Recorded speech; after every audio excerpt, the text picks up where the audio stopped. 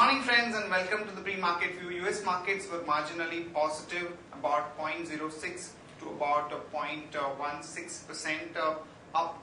European markets were flat to marginally positive, and today morning when we look at the markets, about 6 to 7 important ones are shut today, including Singapore, certain European markets and even US markets, so we may not be getting any important cues as such from the global markets, but SGX Nifty is suggesting that we are going to open down about 45 odd points last time when I checked. This probably has something to do with the Prime Minister's indication that he is looking at imposing certain tax on the financial market transactions and the subsequent clarification that came out.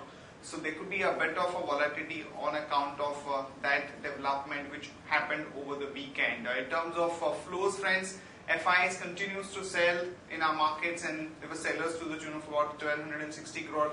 Even in the index futures, there were sellers to the tune of about 552 odd crore. For the whole week, the FIs have sold somewhere close to about 5,000 odd crore.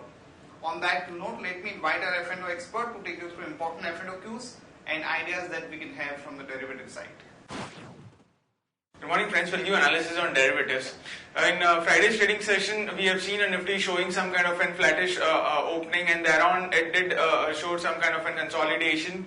After seeing a sharp fall in the Thursday's trading session, it was a Friday's trading session where we have not seen much of the movement, at least on the absolute terms on the Nifty basis, but on the open interest, we did show a significant amount of addition of around 16 odd percentage. Since we have been nearing the expiry, we do see such kind of an high addition in the open interest, as there are just 4 days left for the December expiry and also for the 2016 expiry. This is the last month of 2016, and Nifty closed on a flattish note at 7995 on a flattish note.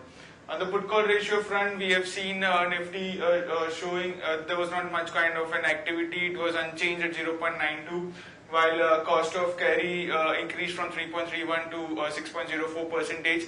That is, Nifty is now currently trading at a hefty premium of around 17 points despite 4 days left for the expiry. It was quite a decent premium which we have been seeing in the Nifty, while volatility index cooled off by around 2.7 percentage, settling at 15.13 odd levels, and still it's in the comfort zone. On the option side, we have seen some kind of a minor reduction in the open interest of 8,000 and 8,100 call option. After seeing a significant amount of addition in the Thursday's trading session of 79% and 8,000 call option, we have seen some reduction into it of around 2 to 3 odd percentage. While on the put side, 8,000 put option continues to be the highest in terms of open interest, and it's a big challenge for the bears to take down 8,000 plus or minus 50 odd points. It has been taken down on the closing basis twice or thrice, but since 8,000 still remains as the highest in terms of open interest, going down from this current juncture, that is a significant downfall from the current juncture will be only observed if 8,000 call option overtakes the open interest of 8,000 put option, which is around 60 odd lakh shares into it. However, we have been seeing an unwinding into it of around 5% in Friday's trading session also, but still 8,000 put option is the highest in terms of open interest. While on the lowest strike price, 7,800 and 7,900 put option have seen a single digit addition of around 10% and 5% respectively. Now, on the securities in the ban period, there are around 5 securities in the ban period for today's trade. That is Bharat Finance, CEAT Limited, India Bull Real Estate, Jindal Steel, and Wockhardt Pharma. On the FIs front, in index futures, there were net sellers by 654 odd crores. Index options net sellers by 698 odd crores. While stock futures net buyers by 10 crores and stock options net sellers by 32 crores only. On the market level, our 5 days VWAP stands at 8060 with a lower range at 7,900 and higher range at 8060. SGX Nifty is trading negative, it's down by 33 odd points and quoting at 7963, indicating some kind of a negative opening can be expected in the morning trade. That's it from derivatives, thank you. Friends, let me take you through Sharekhan pre-market action, starting with the idea first. Long call on Bharat Electronics, as the company has got an order for about 1265 crore from the Defence Acquisition Council for indigenous design and development of modernized nuclear, biological and chemical protection systems against radiation. So one can really go long on Bharat Electronics with a stop loss of 1357 and a target of about 1426 to about 1454.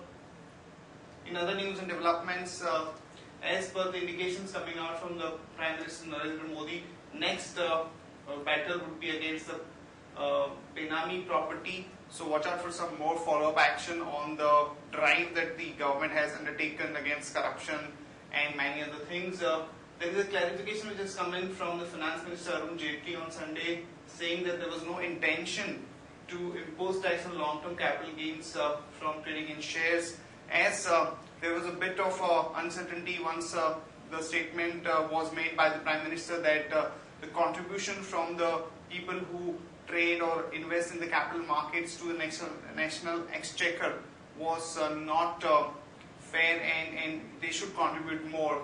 So this clarification has come in. However, there is going to be a bit of a nervousness because of that statement by the PMO.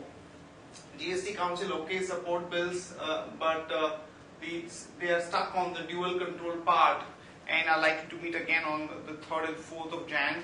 So no meaningful progress on the GST front as such. Yes Bank has raised about 3,000 crore from bonds to fund business expansion.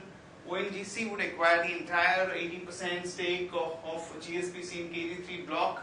The deal is valued for Deen Dayal Westfield at about $3.1 per barrel of oil equivalent, which is in line with the recent deals in the oil and gas space. Tata Steel to acquire Brahmani River pallets for about 900 crore. Mahindra and Mahindra to hike vehicle prices by up to 26,500 from Jan. And the IDFC Bank has launched Aadhaar-linked cashless merchant solution. Sasken gets shareholders nod for 120 crore buyback at a price not exceeding 425 rupees per share. Cameron Fine Sciences will acquire 51% stake in the Chinese company, which is in the flavors and fragrances segment. Justice Singhvi to represent the government in $1.55 billion dispute with Reliance over alleged extraction of gas from a reservoir connected to that of the ONGC. Welspun Enterprise to divest 15.49% in Welspun Energy. Now, two important developments on pharma which happened over the weekend, and here is our update. On the Divi's lab, the US FDA has issued Form 483 with 5 observations, and we expect considerable de-rating of the stock, especially since the management has not been very forthcoming about sharing our information on this development. So we are downgrading the stock to hold, and we advise investors to avoid buying and wait for further clarification on the development. Cipla's flagship product Seriflow received final approval from UK healthcare regulator, and according to certain reports, the total opportunity lies at about $278 million for 12-month period ending June 2016. So it's definitely positive for Cipla.